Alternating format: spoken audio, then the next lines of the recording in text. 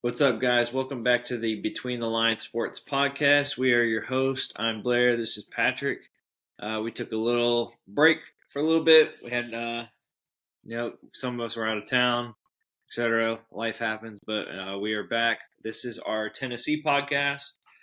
I believe the last one we were on here for was after the South Carolina game and before the A&M game, right? Or was it the one before that? Is No, it that right? was before the bye week. Okay. Yeah, so we are going to cover the past two games, which is Tennessee and Texas A&M and Tennessee and Alabama, and then we're going to talk about this upcoming week with the game against Kentucky. All right, first up against A&M. How'd you feel about it? Thoughts? I felt good about it. Obviously, the defense played amazing, lights out, sealed the game at the end, got two straight interceptions back to back when the offense wasn't able to close the game out with a touchdown late. So, I felt good about it. The running game was great. I think going into the game, A&M was allowing like 85 yards a game rushing, and Yeah, Tennessee was able to get like 235. So that was impressive for sure. Didn't do much through the air, but honestly, didn't really need to. no. Um, the running game was dominating, and it got to a point where it just felt like if Tennessee didn't make a mistake, they were going to win the game, especially in the fourth quarter. So it was encouraging to see that the defense can carry them because obviously this team offensively is not at the same level it was last year, but it's good enough to get the job done if they don't turn the ball over. So it was an impressive win, and just really encouraging to see that not only does Heupel care about the offense, but also getting the defense to a championship level too. So I think that especially these last 2 weeks, we've seen that the defense this year is definitely up to the task. It's just the offense sputters a little bit, and it can cause some problems against some of the better teams. Yeah, you kind of hit it on the head there, but yeah, like you said about the defense, it was. It's obviously the best I think they've played all year, but if they play like that against really anybody on our schedule, I feel confident that we can win the game. Even Georgia. We've seen the Alabama result, but uh, Georgia, Missouri, some tougher opponents. If they play like that and the offense doesn't turn the ball over, I feel good about it as well. So it was kind of a gritty, gutsy win. Kind of got behind at the beginning, but kept fighting, got back in it. In that first quarter, tied it up, but then they were down at halftime. But then took that lead in the second half. So good to get another win Yeah, in the we, I win mean, we column. didn't even talk about the D. Williams punt return. Like the Yeah, guy's just freaking electric. The defense yeah. keeping them backed up as many times as they could, and then finally made that big play. So that was obviously a huge part of that game too, because that guy is special. Oh yeah, yeah. I agree. Need to get him to the ball more often. That's for sure. But yeah, that's pretty much it for the A&M game. This past week, Alabama game. Um, I don't know. It was a tough pill to swallow. Honestly, we started out so good, played probably the best first half all around defense and offense together as a team all year, in my opinion. So I feel like for the majority of this year, we've been kind of a second half team, at least as far as the offense goes. They've kind of clicked for the most part in the second half, and then we got shut out in the second half, and defense can only get so many stops. So I kind of expected Alabama to get back in it just because it's Alabama, and you can't stop them forever. So very disappointing, obviously, but they can either grow from it or let it haunt them the rest of the season. So we'll see what they do. Yeah, there's a couple of things. I think going into the game, I expected UT to definitely be competitive, and it be kind of maybe a back and forth game that Alabama maybe controlled the whole time and Tennessee was in it. So I just kind of set myself up for that. But the way it developed obviously made it more gut wrenching. Tennessee absolutely dominated the first half. Really should have been up probably 28-7 at the half as opposed to 20-7, and that's probably Mm-hmm. what ended up costing them the game, not being able to punch the ball into the end zone there when they had it in the red zone those two times in the first quarter. But defense played great. Really, defense didn't play bad in the second half either. Just a couple big plays, and Alabama got the momentum going and weren't able to shut it down. But there's a number of things you can dissect looking at this game. you can't even really say that you're disappointed in any aspect of the team because I think they played pretty well overall. I just Yeah. think maybe came out a little flat in the second half, failed to make some adjustments, and Alabama came out with their heads on fire and uh, were certainly aided by some things that are out of the control of the team. There's plenty of pictures floating around online showcasing some of those aidings that the men in stripes gave them. Not saying that's the reason UT lost. Obviously, Alabama very superiorly outplayed them in the second half, but there were some key moments that developed as a result of missed calls that could have kept the game much more competitive or dictated the outcome. Namely, when it was 20-7, the 50-yard touchdown pass. I mean, Tyler Barron got horse collared and put in a chokehold like a UFC move right in front of like three refs and beside Milrow, and no one made a call. So, uh, I mean, it sounds like complaining, but it's just, I mean, you can watch game tape of every Alabama game, and it's just constant. I mean, I don't know how many times they've been called for a hold this year, but it can't be many, and it happens a good number of times. So we won't get into that. Alabama definitely outplayed UT in the second half, regardless of whatever else developed, and they deserve to win the game in the second half. And as tough as it was to lose that game, I mean, it really says something, especially if you could go back in time to 2021 before the season started and say that losing to Alabama and being 5-2 in year three under Heupel was going to be some kind of disappointment, or people would be disappointed about that. I mean, you'd have to say that feel pretty good about where they're at right now. So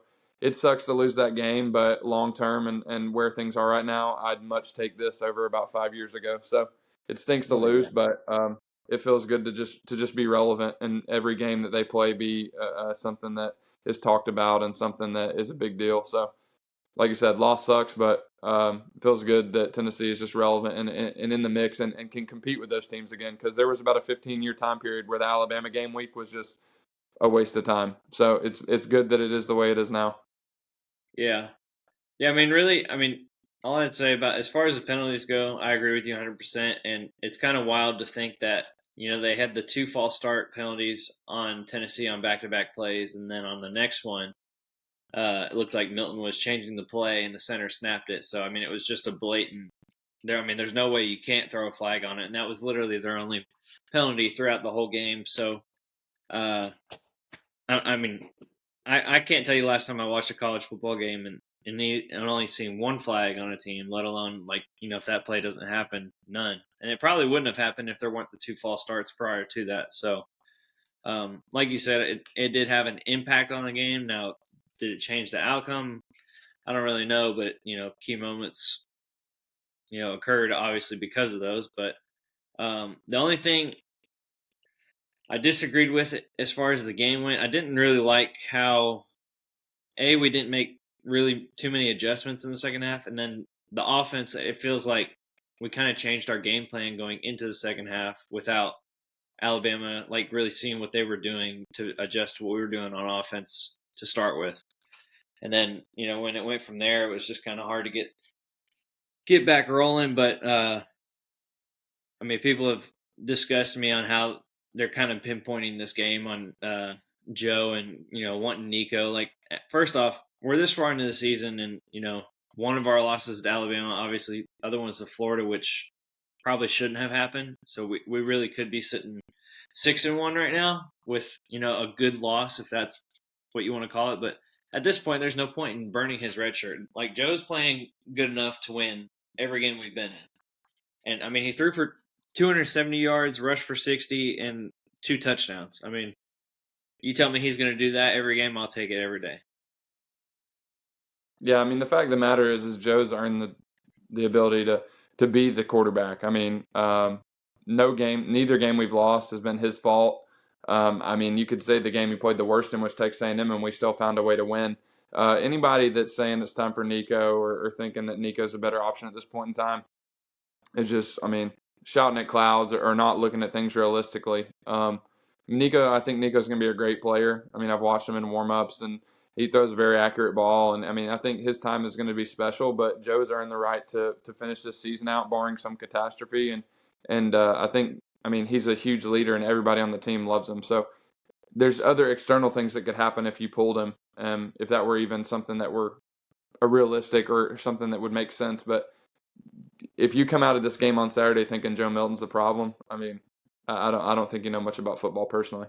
Yeah, Everybody just it got spoiled by Hendon. I mean, Hendon is a generational quarterback. Like nobody's going to be Hendon. Nico probably isn't going to be Hendon. So I mean, you can't compare everybody to Hendon. Joe did a good enough job on Saturday to win. Um, we the fact of the matter is probably I think just watching. I think in the second half they covered our receivers differently and they weren't able to get open. And then my personal thing is no problem with Heupel whatsoever, but I think some of our formations that we tried to run out of in the second half were too tight. In the first half, when we were running the ball a little bit effectively and getting Joe out in space, we had those receivers spread like we normally do. And in the second half, we yeah, had some tighter formations, and on the fourth downs, we weren't able to convert because of some of the personnel. So I think there's a lot of blame to go around in the second half for what happened, but it's not Joe's. It just doesn't fall on Joe to me. I feel good about Joe being the quarterback and think that they can win the last 5 games with him in there. So yeah, anybody who thinks that, I just don't agree with. yeah. I'm with you on that for sure. All right, going into this next week, Tennessee at Kentucky. Um, if I'm being honest, I don't think Kentucky's that good. I think they've kind of had a cupcake schedule. Their wins aren't very impressive. Um, their two losses are to Georgia, which was by almost 40, and to Missouri, which was by almost 20. So, I mean, and then their wins are Vandy, Akron, Eastern Kentucky, and Ball State. So I think we're favored by 3.5. I think we get it by at least a touchdown. I feel really good about it. If we can run the ball like we have all year long, I don't think it'll be an issue. And I think the defense is getting better every game. And as long as Joe just does his thing, doesn't turn the ball over, typical Joe stuff, I'm good with it. I feel really good about the game actually, even though it's at Kentucky. Yeah, I mean, it's easy to make jokes and stuff about Kentucky because, I mean, we have dominated them throughout time. I mean, they are much more competitive right here, or right now, especially. I feel confident about the game, but it's going to be a dogfight. I mean, they're coming off a bye week. They've lost 2 in a row. They've gotten their brains beat in 2 weeks in a row. Um, we're coming off 2 really physical games against A&M and Alabama where we've really been beat up. I mean, we've got some guys that are banged up with Haddon and Judy Lawley both getting banged up. Just it's been really physical, and for that reason, I mean, this is going to be a dogfight. I think Tennessee's going to win as long as they don't turn the ball over. But I think it'll be a 4 quarter game, probably similar to the game that was up there 2 years ago. I don't think it'll be as high scoring, but I mean, Kentucky, I mean, they got a tough stretch the rest of the way, and they need one more win to get a bowl. And I mean, I think this game right here it means everything to them. I mean, they hate us. I mean, we hate them. This is one of the games that when the SEC redoes their scheduling model, I hope this game stays. Not because it's like an easy out or it saves us from playing someone like Texas or Oklahoma every year, but it's just this is one of the main and early SEC rivalries that's been played every year for a long time, and it means a lot to both people. And I mean, it's gonna be a hard fought game, and they'll be ready to go. But I think we will too. It's kind of that thing you hear. You can't let Alabama beat you twice, which happens a lot. But there's some statistics that make you feel good about Heupel. Since he's been at Tennessee, 6-1 coming off a loss. Um, and there's just some things that point to that. Statistically, I was just reading something about 10 minutes before we went on here that there's like 13 or 14 different statistics like rush offense, rush defense, all these things that Tennessee's better in.